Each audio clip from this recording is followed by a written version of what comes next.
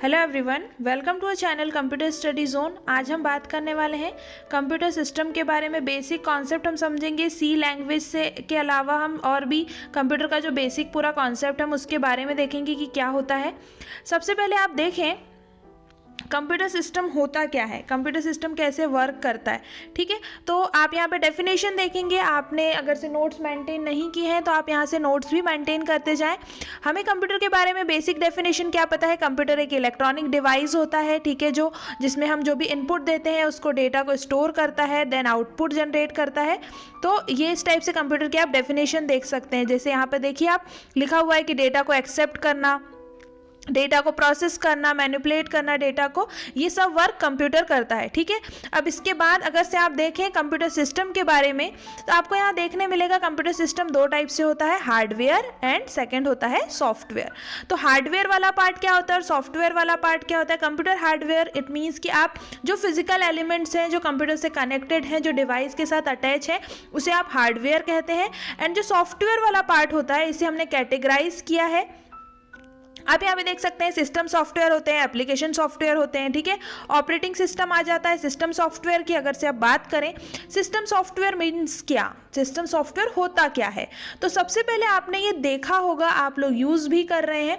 आप एक फ़ोन लेकर के आए या आपने एक लैपटॉप परचेस किया तो आपने देखा होगा बहुत सारी चीज़ें प्री इंस्टॉल होती हैं। कौन सा ऑपरेटिंग सिस्टम है, कौन कौन सी सर्विसेज हैं जो ऑलरेडी आपको सॉफ्टवेयर के साथ उसमें अटैच किया हुआ है। उस कंपनी, आप जिस भी कंपनी का ले रहे हैं, चाहे वो मोबाइल की बात करें तो आपको बहुत सारी चीज़ें देखने मिलती हैं कि ये ऐप ऑलरेडी इंस्टॉल्ड है।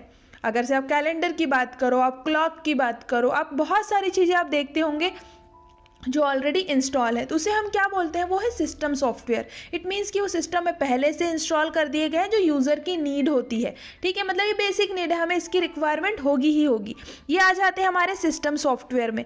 अब जो सेकेंड टाइप है एप्लीकेशन सॉफ्टवेयर। एप्लीकेशन सॉफ्टवेयर में क्या आता है कि आपको अगर से सिस्टम, आपने कोई भी मोबाइल लिया है या आपने लैपटॉप लिया है, अब आपकी नीड है मोबाइल की, अगर से हम बात करें तो आपकी नीड है आपको व्हाट्सअप इंस्टॉल करना है, आपकी नीड है आपको इंस्टाग्राम इंस्टॉल करना है, टेलीग्राम। तो आप ये जो चीज़ें आप डाउनलोड कर रहे हैं, आपको अगर से कुछ बुकिंग करना है तो आपने कोई ऐप डाउनलोड किया, चाहे वो फूड के लिए हो, ट्रैवलिंग के लिए हो, या फिर किसी भी चीज़ के लिए हो। ठीक है, टिकट बुकिंग ऐप होते हैं, ट्रांजेक्शन्स के लिए होते हैं। तो ये बहुत सारी चीज़ें होती हैं जब आपकी नीड के अकॉर्डिंग, यूज़र की नीड के अकॉर्डिंग आप उस सॉफ्टवेयर को इंस्टॉल कर रहे हो, तो वो होते हैं एप्लीकेशन सॉफ्टवेयर। तो इस टाइप से हम सॉफ्टवेयर को दो पार्ट में यहाँ पर डिवाइड करते हैं। अब इसके बाद अगर से हम सिस्टम सॉफ्टवेयर में और देखें तो इसमें जैसे मैंने आपको बताया device driver, operating system, servers होते हैं, यूटिलिटी सॉफ्टवेयर होते हैं, विंडोज सिस्टम होते हैं। प्रोग्रामिंग सॉफ्टवेयर की भी बात करें इसमें तो compiler, debugger, interpreter, linkers, text editor, ये सारे प्रोग्रामिंग सॉफ्टवेयर होते हैं। एप्लीकेशन सॉफ्टवेयर जैसे कि कोई बिजनेस सॉफ्टवेयर हुआ, computer aided design, database, decision making software, educational software, image editing, तो ये डिफरेंट टाइप के एप्लीकेशन सॉफ्टवेयर्स होते हैं। अब बात करते हैं कि कंप्यूटिंग इन्वायरमेंट क्या होता है। कंप्यूटिंग इन्वायरमेंट मतलब क्या कि आप किस टाइप के इन्वायरमेंट का यूज़ कर रहे हो, आपने किन किन चीज़ों का यूज़ कर रहे हो, पूरे एक प्रोसेस को समझने के लिए हम देखते हैं। सबसे पहले अगर से हम पर्सनल कंप्यूटिंग इन्वायरमेंट की बात करें तो मेरा कोई पर्सनल सिस्टम है जो सिर्फ मेरे यूज़ के लिए यूज़ कर रही हूँ मैं, पर्सनल कंप्यूटिंग इन्वायरमेंट अलग होगा। क्लाइंट सर्वर इन्वायरमेंट अलग होता है, क्लाइंट एंड सर्वर के बीच में उसमें कम्युनिकेशन होता है। थर्ड होता है time sharing environment and fourth होता है डिस्ट्रीब्यूटेड इन्वायरमेंट। अब इसके बारे में अगर से आप देखो personal computing environment, personal computing environment में आप देख रहे होंगे कि यहाँ पे एक पर्सनल सिस्टम है जो आपके पास भी होगा, डेस्कटॉप सिस्टम, जैसे कि उसमें मॉनिटर है, हार्ड ड्राइव है, डीवीडी, सीडी, ठीक है, कीबोर्ड है। तो ये सारी चीज़ें किस में आ जाती हैं, पर्सनल कंप्यूटर में आ जाती हैं। इसके बाद आप देखो नेक्स्ट क्या है, time sharing environment. Time sharing environment की डेफिनेशन यहाँ पे क्या दी हुई है कि जो इन्वायरमेंट होगा वो सेम टाइम पे सेंट्रल कंप्यूटर से कनेक्ट होगा और सेम टाइम पे अलग अलग सिस्टम पे वर्क कर रहा होगा, तो टाइम शेयरिंग बेसिस पर होता है। तो आप यहाँ पर इसका देख सकते हो, एक सेंट्रल जो कंप्यूटर है इससे शेयर्ड प्रिंटर्स हैं, सेम टाइम पे शेयर्ड उसका सेंट्रल स्टोरेज है और ये टर्मिनल्स कनेक्टेड हैं, तो ये टाइम शेयरिंग सेम टाइम पे ये वर्क कर रहे हैं। इसके बाद आता है क्लाइंट सर्वर इन्वायरमेंट। तो क्लाइंट सर्वर इन्वायरमेंट में क्या होता है कि जो क्लाइंट्स होते हैं और सर्वर के बीच में आप देखो कि यहाँ पर ये क्लाइंट्स हैं जो एक सर्वर से कनेक्टेड है, जिनका एक सेंट्रल स्टोरेज है और शेयर्ड इनके प्रिंटर्स हैं। तो ये किस में आता है? क्लाइंट सर्वर इन्वायरमेंट में आता है। इसके बाद है distributed computing environment. Distributed computing environment में क्या होता है? इसमें इंटरनेट वाला कॉन्सेप्ट आ जाता है कि इंटरनेट से एक सर्वर कनेक्ट है, उसी इंटरनेट के थ्रू आप दूसरे सर्वर से भी कनेक्ट हो और सेम टाइम पे क्लाइंट्स भी यहाँ पर कनेक्टेड है। तो ये आ जाता है डिस्ट्रीब्यूटेड में। अब ये हो गया, आपने इन्वायरमेंट सेटअप देख लिया। बेसिकली हम समझ क्या रहे हैं कि हम जब कंप्यूटर की बात करते हैं, हम कंप्यूटर साइंस इंजीनियरिंग की बात करते हैं, हम प्रोग्रामिंग की बात करते हैं, तो सबसे पहले आप सभी को ये जानना ज़रूरी है कि कंप्यूटिंग के बारे में आपको समझने के लिए पूरी उसकी चीज़ें डिटेल में पता हो। ऐसा नहीं कि आपने सी लैंग्वेज स्टार्ट कर दी या फिर आपने सिर्फ यहीं से पढ़ना शुरू कर दिया, ऐसा नहीं करना। आपको पूरी बेसिक एक एक चीज़ें पता होनी चाहिए, उसके बेसिस पर ही आप स्टार्ट कर सकते हो। अब हम बात कर रहे हैं लैंग्वेजेस की। मैंने बात करी तो कंप्यूटर की लैंग्वेजेस क्या होती हैं। कंप्यूटर के बारे में आपको पता होगा कि कंप्यूटर मशीन लैंग्वेज पे वर्क करता है, लेकिन मशीन लैंग्वेज के अलावा भी आप प्रोग्रामिंग लैंग्वेज की बात कर रहे हो, पाइथन, जावा, C++ की बात कर रहे हो। लेकिन प्रीवियस टाइम पे क्या होता था? 1940s के टाइम पे कंप्यूटर से मशीन लैंग्वेज पे वर्क करते थे। उसके बाद टाइम चेंज हुआ और जो लैंग्वेज आई वो आई सिम्बॉलिक लैंग्वेज। थर्ड आया उसके बाद हाई लेवल लैंग्वेज, जिस पे अभी हम वर्क कर रहे हैं। अब इसमें भी बहुत सारे टाइप्स आ गए, तो इसको दो पार्ट में डिवाइड किया गया है, लो लेवल लैंग्वेज और high level language. Low level language means क्या? 0 and 1 जो कंप्यूटर अंडरस्टैंड करता है। एंड हाई लेवल लैंग्वेज क्या होती है? जो ह्यूमंस अंडरस्टैंड करते हैं। इसको मशीन कोड में कन्वर्ट किया जाता है, देन उस मशीन को वो अंडरस्टैंड हो पाता है कि यूजर ने क्या कोड किया हुआ है। ठीक है, तो इसमें लो लेवल लैंग्वेज में आ गई machine language and assembly language. इसके बाद जो आप हाई लेवल लैंग्वेज की बात कर रहे थे, इसके पूरे एडवांटेजेस दिए हुए हैं, डिसएडवांटेजेस आप देख सकते हैं। ये पूरा PDF मैं आप लोगों के साथ टेलीग्राम पे शेयर कर दूंगी, तो आप वहाँ से भी इसे नोट डाउन कर सकते हैं। आप चाहे तो प्रिंट आउट्स भी कर सकते हैं। ठीक है, बट अभी आपको उसमें जो दी हुई चीज़ें हैं जो एक सीक्वेंस में, वो आपको समझना जरूरी है, जिससे आपके बेसिक कॉन्सेप्ट क्लियर हो जाए। आपके नॉलेज के साथ साथ आपके यूनिवर्सिटी एग्जाम में भी ये बहुत हेल्पफुल होगा, क्योंकि उसमें शॉर्ट क्वेश्चंस में आप देखो या लॉन्ग क्वेश्चंस में देखो, तो आपको इस टाइप के क्वेश्चंस वहाँ पर देखने को मिलेंगे। तो आप कोशिश करें कि आप इसको पूरा डिटेल में अच्छे से समझें। इसके बाद असेंबली लैंग्वेज। तो असेंबली लैंग्वेज में क्या हो रहा था कि जैसे कोड आपको सिंबॉलिक लैंग्वेज इसमें यूज़ हो रही है, जैसे कि स्टार्ट, सब्ट्रैक्ट करना है, ऐड करना है, तो उसके लिए कीवर्ड्स यूज़ किए जा रहे थे, जैसे कि आप यहाँ पर देख सकते हो ऐड, सब।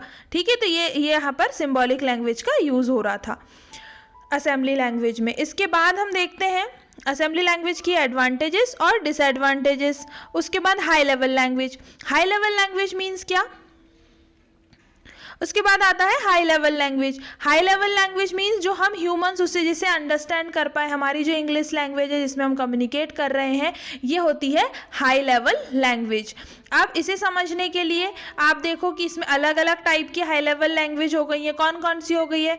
एल्जेब्रिक फॉर्मूला, जिसमें आप टाइप प्रोसेसिंग, या फिर आप इसमें देख सकते हैं और भी टाइप्स हैं, बेसिक आ जाता है, फोर्ट्रॉन आ जाता है, programming language version 1 and algorithmic language, और इसमें आ रहा है प्रोग्रामिंग लैंग्वेज। सेकंड आता है बिजनेस डेटा प्रोसेसिंग के लिए।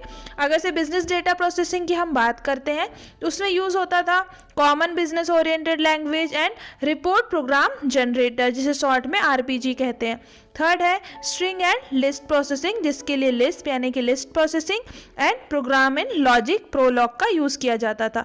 इसके बाद आपने सुना होगा ऑब्जेक्ट ओरिएंटेड प्रोग्रामिंग लैंग्वेज। इसका कॉन्सेप्ट क्या है?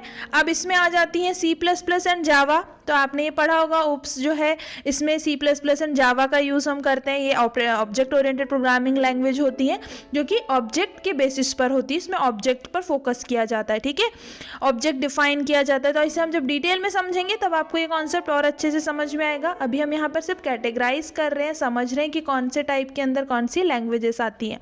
इसके बाद आप देखेंगे विजुअल प्रोग्रामिंग लैंग्वेज, जिसमें आ जाता है visual basic, visual Java and visual C, जिसके कोड यहाँ पर दिए हुए हैं। इसके बाद दिया हुआ है एडवांटेजेस क्या क्या है हाई लेवल लैंग्वेज के। यूज़र फ्रेंडली होती है, ये सिमिलर होती है इंग्लिश लैंग्वेज के, जिससे इसके वर्ड्स और सिम्बॉल ईजी होते हैं। इसे हम इजीली लर्न कर सकते हैं, इसे हम इजीली मेंटेन कर सकते हैं। ये हाई लेवल लैंग्वेज के एडवांटेजेस हैं।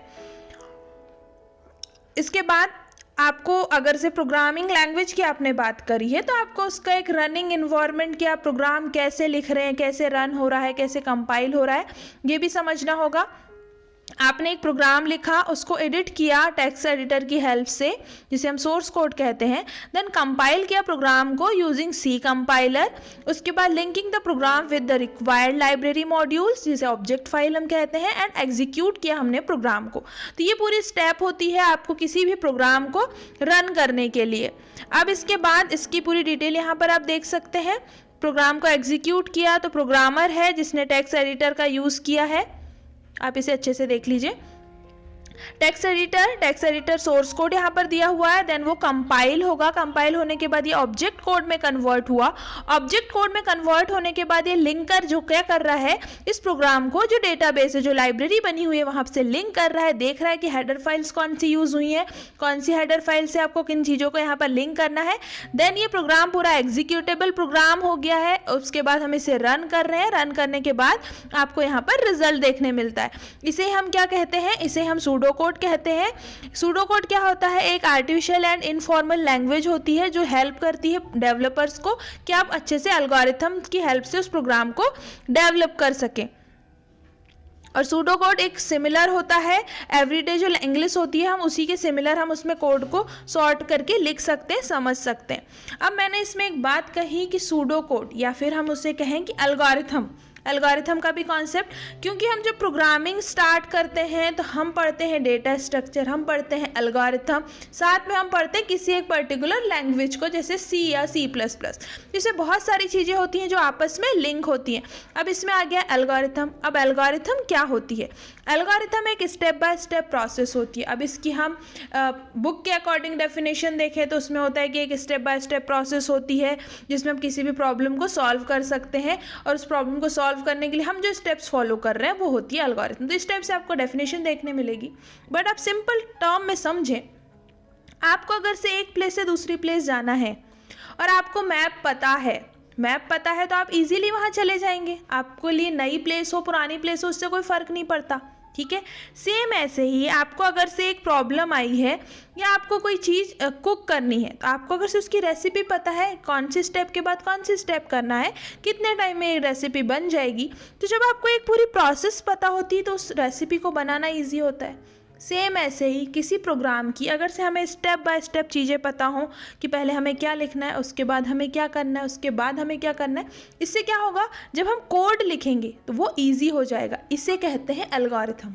अब आप एल्गोरिथम की डेफिनेशन बुकिश लैंग्वेज में तो लिख सकते हैं, लेकिन उसके पीछे का कॉन्सेप्ट समझें कि एल्गोरिथम मीन्स क्या। एल्गोरिथम मीन्स किसी भी प्रॉब्लम को हमें सॉल्व करना है जिसमें हमें एक स्टेप बाय स्टेप प्रोसेस दी हुई है, उस प्रोसेस को, उस स्टेप को फॉलो करते जाना है और उस प्रॉब्लम के सॉल्यूशन पर पहुंचना है। ये होती है एल्गोरिथम। अब एल्गोरिथम की कुछ प्रॉपर्टीज़ यहाँ पर दी हुई हैं, जैसे कि एल्गोरिथम फाइनाइटनेस होती है, डिफाइनाइटनेस, इनपुट आउटपुट, तो ये कुछ प्रॉपर्टीज़ यहाँ पर दी हुई हैं। इफेक्टिवनेस, तो ये सारी यहाँ पर प्रॉपर्टी हैं। अब यहाँ पर आपने किसी भी प्रोग्राम के लिए एक एल्गोरिथम लिखी है। फॉर एग्जांपल यहाँ पर किस चीज़ के लिए लिखा हुआ है कि आपको कोई एक नंबर दिया हुआ है, 3 इंटीजर्स लेने हैं और उसका एवरेज कैलकुलेट करना है। सबसे पहले आपने यहाँ पे क्या लिखा, देखिए, सबसे पहले हमें प्रॉब्लम पता होनी चाहिए, हमें करना क्या है, हमें फाइंड करना है एवरेज ऑफ 3 नंबर्स। अब एवरेज ऑफ 3 नंबर्स करना है तो हमें पता होने चाहिए कि 3 नंबर्स कौन कौन से हैं, तो हमने उसे अज्यूम किया A, B एंड C 3 जो है इंटीजर्स हैं, और इसे हमने D इज़ अ फ्लोट, यहाँ पे फ्लोट लिया हुआ है।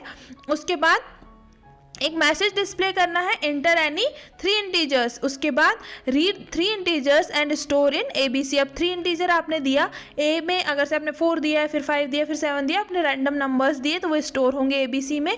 देन कंप्यूट होगा, D जो हमने फ्लोट लिया था इज इक्वल टू क्या होगा, A plus B plus C divided by 3, क्योंकि हमने 3 इंटीजर्स पहले से ही डिफाइन कर दिए हैं। And display the average is D, जो D में स्टोर होगा और जिसका आंसर होगा वो D में स्टोर होगा, वो डिस्प्ले हो जाएगा। तो स्टेप से पूरी स्टेप बाय स्टेप यहाँ पे दिया हुआ है। अब इसका आप सूडो कोड देखो। अब उसमें आपने अब अगला एग्जांपल यहाँ पर दिया हुआ है जिसमें क्या करना है, हमें कैलकुलेट करना है और उसको डिवाइड करना है, ठीक है। Calculate their average by sum and divided by 4, तो यहाँ पर ये उसका सूडो कोड दिया हुआ है।